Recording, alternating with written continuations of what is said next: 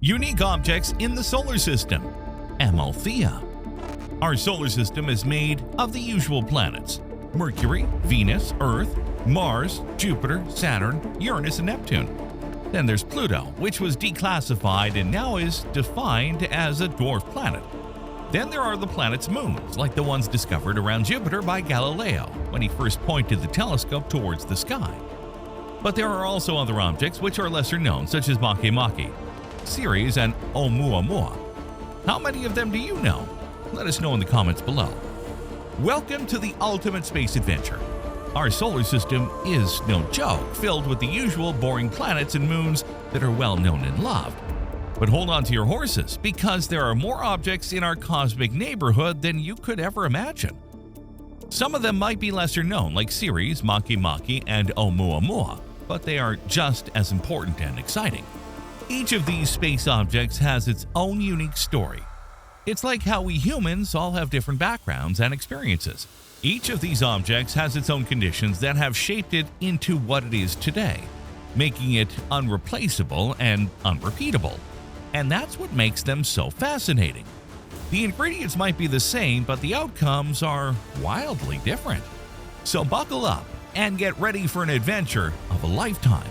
We're going to dive deep into the unique story of Amalthea and all the wonders and mysteries it holds. Who knows what we'll discover?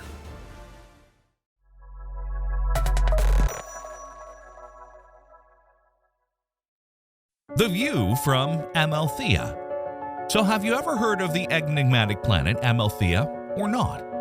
It's a world shrouded in mystery that orbits around Jupiter. This rocky world is composed mainly of ice, and nobody really knows where it came from. Was it formed nearby Jupiter, or did it drift millions of miles to its current location? What we do know is that Amalthea boasts some of the most awe-inspiring landscapes that our universe has to offer. Once you set foot on its surface, you will find yourself surrounded by deep valleys, imposing craters, and towering mountains. The view from Amalthea is simply breathtaking. Imagine standing on the surface of Amalthea on a dark night, looking up at the sky. All you can see is the immense gas giant Jupiter looming above you. Nothing else exists in the universe except you, the silence, and the majesty of the mountain silhouettes that stretch out to the horizon.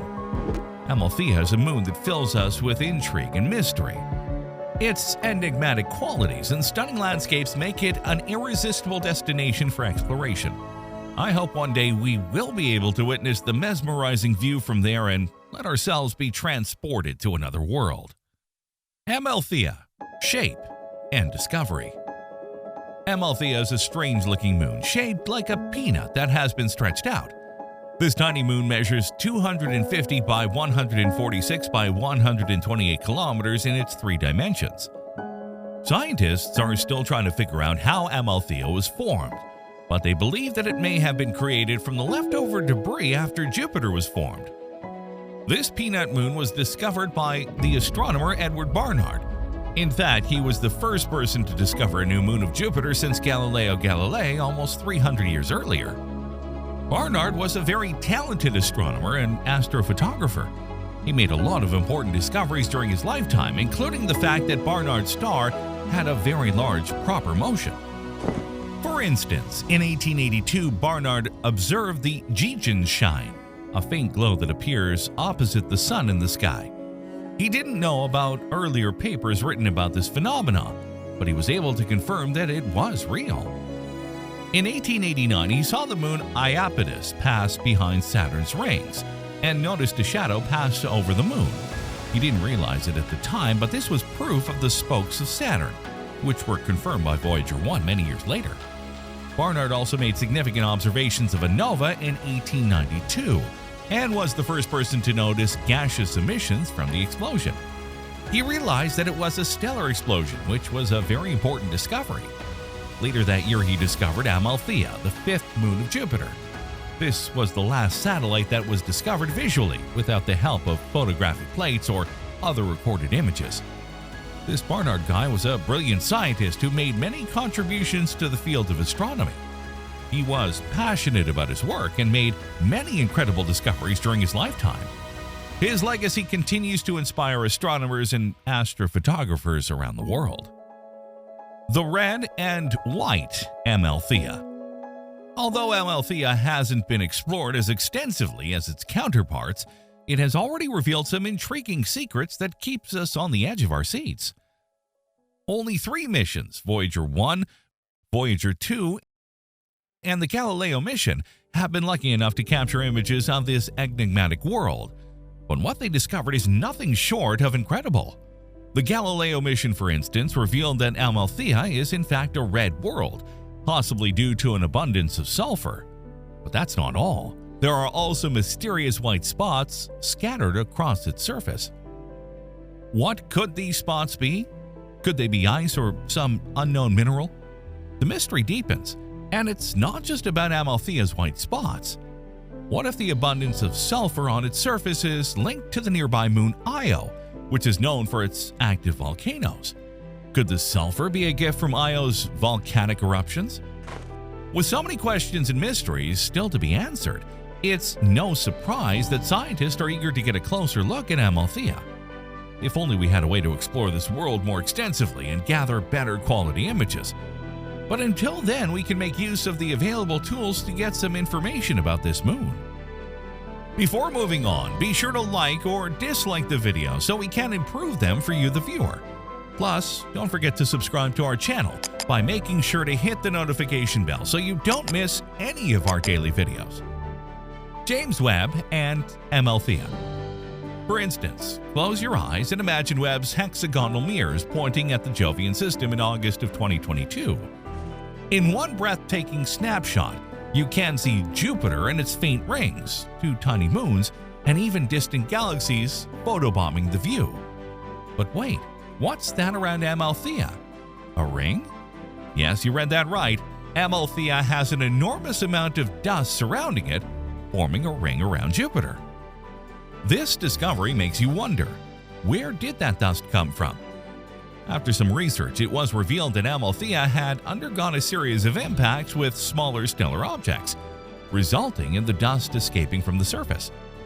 The escape velocity on Amalthea is just 1 meter per second, meaning even a simple stroll on its surface could lead you to escape its gravity and put you in orbit around Jupiter. Now imagine harnessing this power and taking a ride around Jupiter. How exhilarating would that be? Just for comparison, think about how hard it is for an object to escape the Earth's gravitational field. The escape velocity here is 11.19 kilometers per second. High-level pieces of engineering are being built nowadays in order to reach such high speeds and finally put a satellite into orbit, challenging the moon formation theories. Anyway, when scientists tried to study the density of Amalthea, they found something unexpected.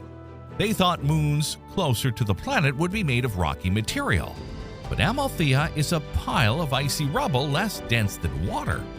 This discovery challenges everything we know about how moons and planets form. Scientists from NASA's Galileo spacecraft were studying data when they found Amalthea's low density, which is surprising for a moon that is so close to Jupiter.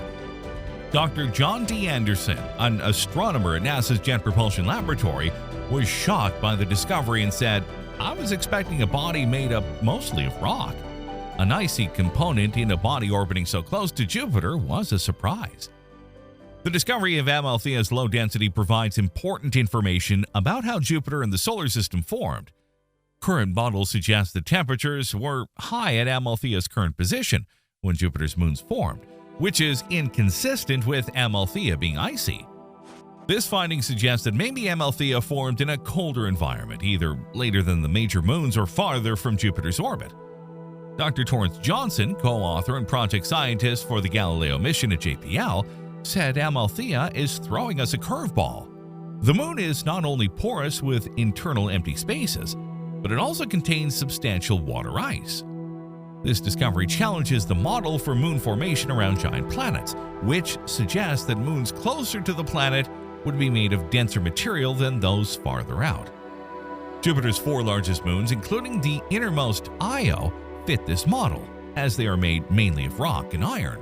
But Amalthea's discovery gives scientists a new perspective and a chance to learn more about how our solar system formed. The discovery of Amalthea's low density is a groundbreaking discovery that challenges everything we know about how moons and planets form. It's exciting to think about what else we may discover in the future as we continue to explore our universe. Before we continue with how Amalthea got its name, stay tuned afterwards if you'd like to watch our earlier release on Ganymede, Jupiter's oceanic moon. This moon could also hide mysteries. How Amalthea got its name. Just an interesting fact before ending the video. Amalthea is named after the nymph Amalthea from Greek mythology, who nursed the infant Zeus, which is the Greek equivalent of Jupiter, with goat's milk. Its Roman numeral designation is Jupiter V. The name Amalthea was not formally adopted by the International Astronomical Union until 1976, although it has been in informal use for many decades. The name was initially suggested by Camille Flammarion. Before 1976, Amalthea was most commonly known simply as Jupiter 5. From its discovery around Jupiter to its composition and what mysteries it may hold and more, join us as we explore Ganymede, Jupiter's oceanic moon. Number 8. The finding and naming of Ganymede. At present, Jupiter has 79 moons, some of which have only been discovered recently. But in regards to Ganymede, it may have an origin that is far beyond the histories of the other moons. Chinese astronomical records report that in 365 BC, Ganda detected what might have been a moon of Jupiter, probably Ganymede, with the naked eye. However, Ganda reported the color of the companion as reddish, which is puzzling since the moons are too faint for their color to be perceived with the naked eye. Shishan and Ganda together made fairly accurate observations of the 5 major planets. On January 7, 1610, Galileo Galilei observed what he thought were 3 stars near Jupiter, including what turned out to be Ganymede, Callisto, and one body that turned out to be the combined light from Io and Europa. The next night he noticed that they had moved. On January 13th, he saw all 4 at once for the first time, but he had seen each of the moons before this date at least once. By January 15th, Galileo came to the conclusion that the stars were actually bodies orbiting Jupiter, thus the discovery of the moons. Galileo originally called Jupiter's moons the Medicean planets, after the Medici family, and referred to the individual moons numerically as 1, 2, 3, and 4. Galileo's naming system would be used for a couple of centuries. It wouldn't be until the mid-1800s that the names of the Galilean moons, Io, Europa, Ganymede, and Callisto, would be officially adopted, and only after it became apparent that naming moons by number would be very confusing as new additional moons were being discovered. In mythology, Ganymede was a beautiful young boy who was carried to Olympus by Zeus, the Greek equivalent of the Roman god Jupiter, disguised as an eagle. Ganymede became the cup-bearer of the Olympian gods. The Greek-Roman pantheons are the epicenter of many names of both planets and moons in our solar system. Number 7. Orbits and rotations. Ganymede orbits Jupiter at a distance of 1,070,400 kilometers, third among the Galilean satellites, and completes a revolution every 7 days and 3 hours, which indeed means that a day on Ganymede is a week here on Earth. That would be something that would take some getting used to, no doubt. Like most known moons, Ganymede is tidally locked, with one side always facing toward the planet. Hence its day is 7 days and 3 hours. Its orbit is very slightly eccentric and inclined to the Jovian equator, with the eccentricity and inclination changing quasi-periodically due to solar and planetary gravitational perturbations on a timescale of centuries. Ganymede participates in orbital resonances with Europa and Io. For every orbit of Ganymede, Europa orbits twice and Io orbits 4 times. Conjunctions, alignment on the same side of Jupiter, between Io and Europa occur when Io is at periapsis and Europa at apopsis. Conjunctions between Europa and Ganymede occurred when Europa is at periapsis. The longitudes of the Io Europa and Europa Ganymede conjunctions change with the same rate, making triple conjunctions impossible. Such a complicated resonance is called the Laplace resonance. There are 2 hypotheses for the origin of the Laplace resonance among Io, Europa, and Ganymede: that it is primordial and has existed from the beginning of the solar system, or that it developed after the formation of the solar system. A possible sequence of events for the latter scenario is as follows. Io raised tides on Jupiter, causing Io's orbit to expand due to conservation of momentum, until it encountered the 2-to-1 resonance with Europa. After that, the expansion continued, but some of the angular momentum was transferred to Europa as the resonance caused its orbit to expand as well. The process continued until Europa encountered the 2-to-1 resonance with Ganymede.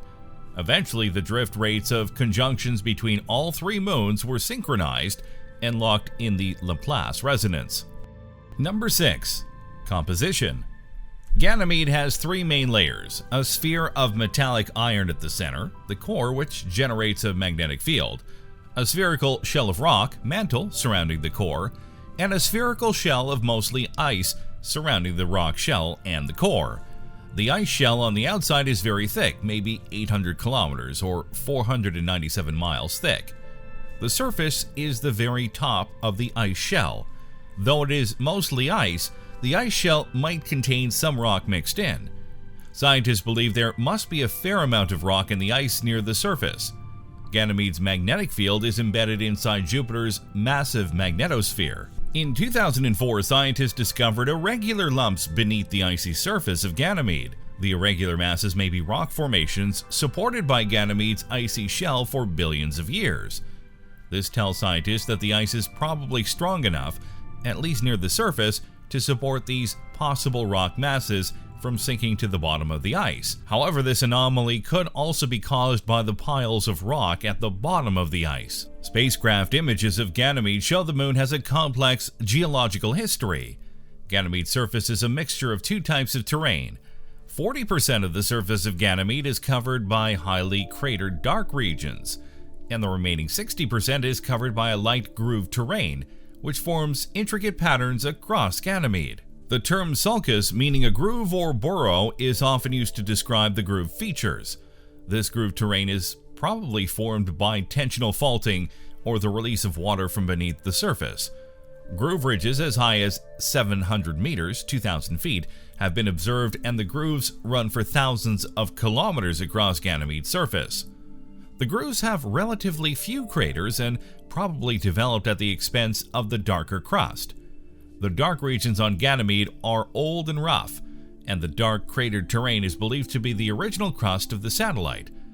Lighter regions are young and smooth, unlike Earth's moon. The largest area on Ganymede is called Galileo region. The large craters on Ganymede have almost no vertical relief and are quite flat. They lack central depressions common to craters often seen on the rocky surface of the moon. This is probably due to slow and gradual adjustment to the soft, icy surface.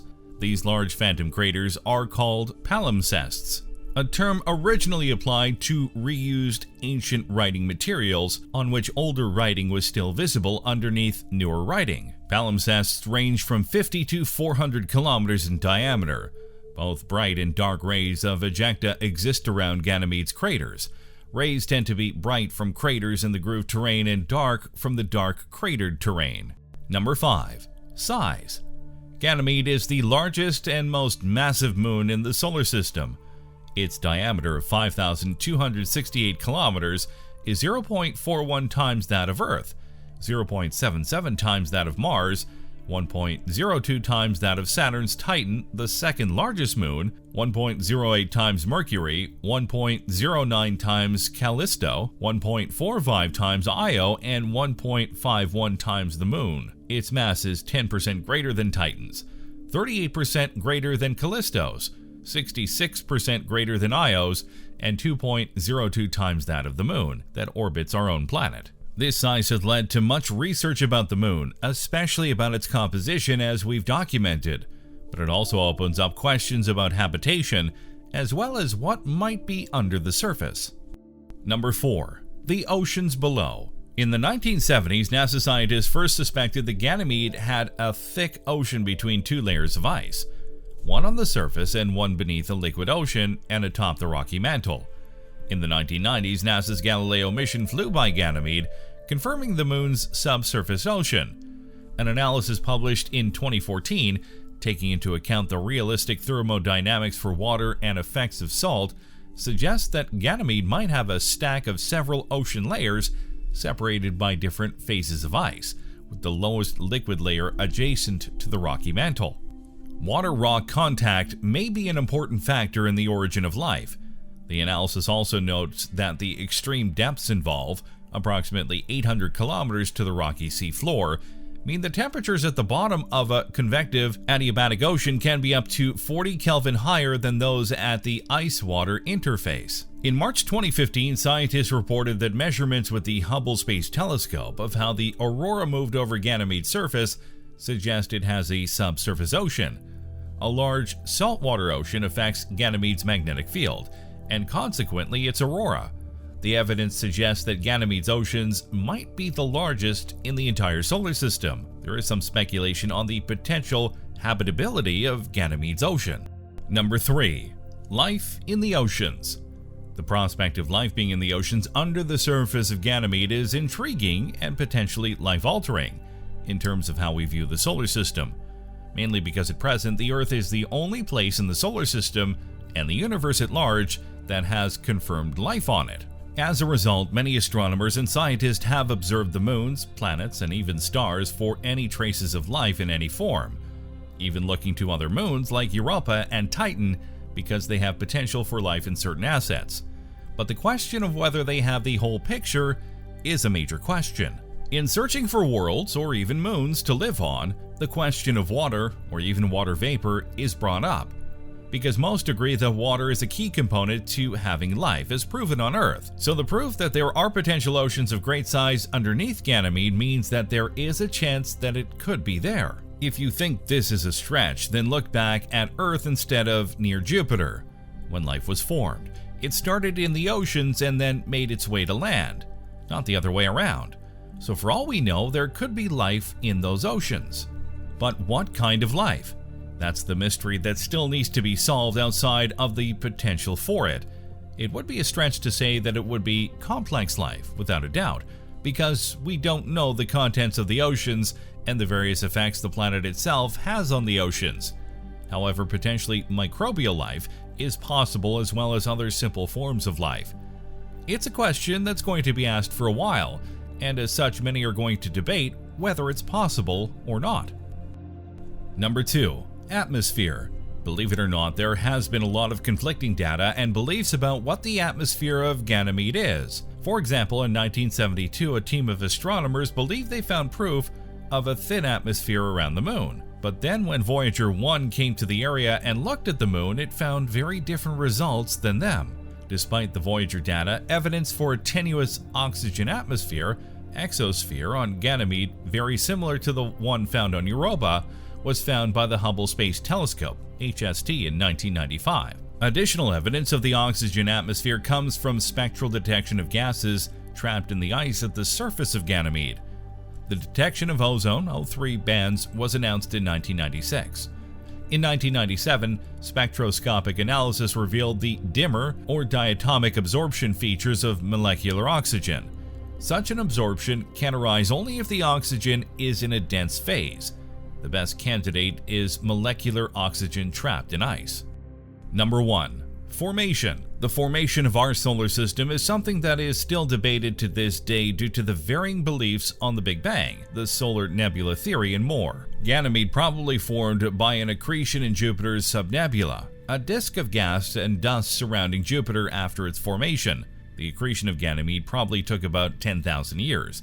Much shorter than the 100,000 years estimated for Callisto. The Jovian subnebula may have been relatively gas-starved when the Galilean satellites formed. This would have allowed for the lengthy accretion times required for Callisto. In contrast, Ganymede formed closer to Jupiter, where the subnebula was denser, which explains its shorter formation timescale.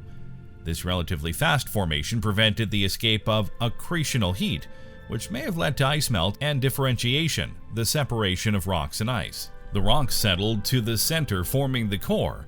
In this respect, Ganymede is different from Callisto, which apparently failed to melt and differentiate early due to loss of the accretional heat during its slower formation. This hypothesis explains why the two Jovian moons look so dissimilar, despite their similar mass and composition. Alternative theories explain Ganymede's greater internal heating on the basis of tidal flexing, or more intense pummeling by impactors during the late heavy bombardment. In the latter case, modeling suggests that differentiation would become a runaway process at Ganymede, but not Callisto. After formation, Ganymede's core largely retained the heat accumulated during accretion and differentiation, only slowly releasing it to the ice mantle. The mantle in turn transported it to the surface by convection. The decay of radioactive elements within rocks further heated the core, causing increased differentiation. An inner iron sulfide core and a silicate mantle formed. With this, Ganymede became a truly differentiated body. Today, Ganymede continues to cool slowly. The heat being released from its core and silicate mantle enables the subsurface ocean to exist, whereas the slow cooling of the liquid iron sulfide core causes convection and supports magnetic field generation. Thanks for watching.